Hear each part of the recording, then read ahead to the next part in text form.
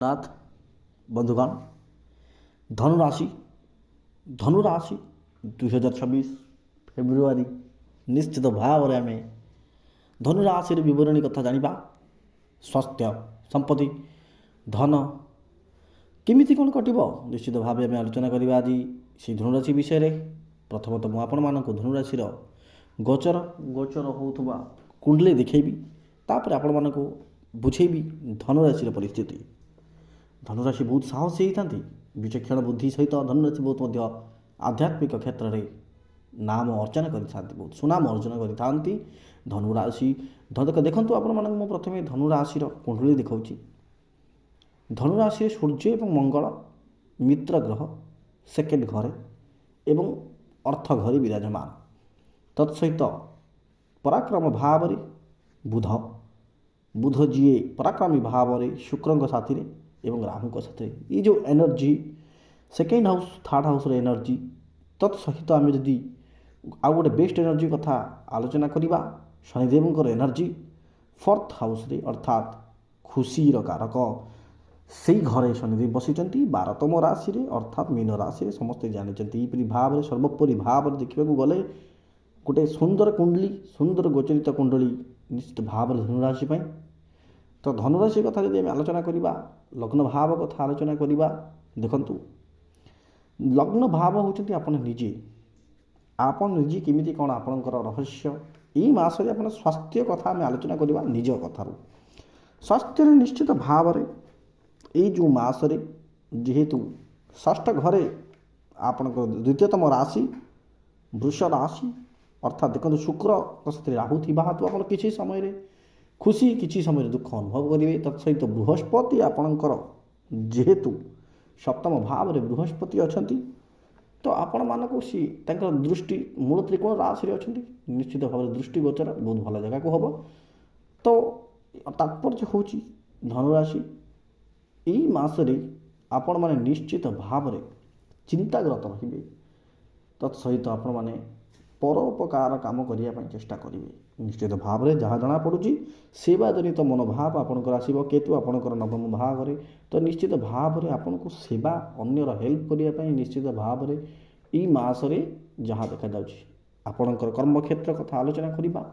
चाकरी क्षेत्र कथा बिजनेस क्षेत्र कथा आलोचना कर तो निश्चित भाव में देखो आपणकर ये जो षष्ठ घर आपणकर खाली एवं दशम घर मध्य खाली हेले आपणकर अर्थ घर सूर्य और मंगल थिबारो आपण अर्थ जेकोसी चाकरी करूँ निश्चित भाव में तार पदोन्नति घटवार चांसेस नथिले मध्य बालांस होगी चलो एवं जेहेतु राहु शुक्र साथ अच्छा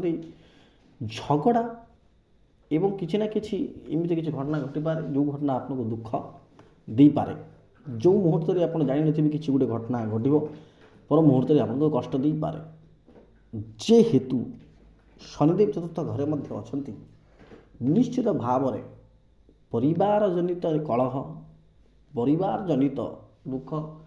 तत्सहित आप देखिए परिवार रे किसी ना किसी प्रॉब्लम रही शुक्र साथ जेहेतु राहु अच्छा पराक्रम भाग में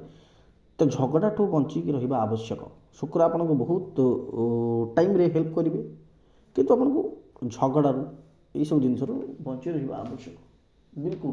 तापर आम निश्चित भाव में आ गोटे इम्पोर्टाट कथा आलोचना करवा देखो आपण कुंडली ये जो धनुराशि कुंडली गोचर फलित अनुसार आपणकर सेकेंड भाव में सूर्य और मंगल थिबा हेतु देखो सूर्य होचंती राजा मंगल होचंती सेनापति तो दुई जन गोटे घरे एवं अर्थर घरे तो कामयाबी घरे तो बिल्कुल भाव में कहवाक गले यही जो मसरे आप अर्थ बहुत बढ़िया आपन को बहुत गुड़ाए बाट एमती आसीज आप अर्थ काहाठू पाइबार थी कि आपको दबार थी कि आपणकर कौन ना कौन अर्थ मैच्योरिटी हबार थी निश्चित भाव में यही मसरे आपणकर अर्थजनित आपको बहुत किसी फायदा मिल आपड़ क्या पैसा पाइपारती कौन से गोटे बड़ कार्य पैसा पाइबार थिला कि पैसा पाइपारती अर्थात आपको किसी गोटे एमती गोटे जिन हम जो थे आप अर्थ निश्चित भाव में द्विगुणित ए मसरे आप इनकम करेंगे सूर्य और मंगलंकर निश्चित भाव में शुभ दृष्टि अच्छी जेहेतु धनुराशि एवं सूर्य बृहस्पतिंकर मध्य दृष्टि बढ़िया रोचे तो अर्थ क्षेत्र में देखा गले बृहस्पतिंकर ଦୃଷ୍ଟି ସହିତ ସୂର୍ଯ୍ୟମଙ୍ଗଳଙ୍କର ଶକ୍ତି ନିଶ୍ଚିତ ଭାବରେ ଆପଣମାନଙ୍କୁ ହେଲ୍ପ କରିବ। ପ୍ରେମ କଥା ଆଲୋଚନା କରିବା। ପ୍ରେମ ଭାବରେ ସପ୍ତମ ଭାବରେ ଗୁରୁ, ତ ସପ୍ତମ ଭାବରେ ଗୁରୁ ଭଲ ନିଶ୍ଚିତ ଭାବରେ ବୁଧଙ୍କ ରାଶିରେ। ତ ପ୍ରେମ କ୍ଷେତ୍ରରେ ଏଠି ଦେଖିବାକୁ ଗଲେ ଏଇ ମାସଟି ଧନୁ ରାଶିମାନଙ୍କ ପାଇଁ ବିଲକୁଲ ସ୍ୱଚ୍ଛ ସଫଳ। ଏବଂ ଯଦି କୌଣସି ପ୍ରେମୀ ପ୍ରେମିକା ଏହି ଟାଇମ୍ରେ ତାଙ୍କ ପରିବାରର କାହାକୁ ବି କିଛି କଥା ଜଣାଇବାକୁ ଚାହୁଁଛନ୍ତି, ନିଜ ପ୍ରେମିକାର କଥା ଯଦି ଘରେ ଜଣାଇବାକୁ ଚାହୁଁଛନ୍ତି ତ ଏଇ ମାସରେ ଜଣାଇବା ଆବଶ୍ୟକ।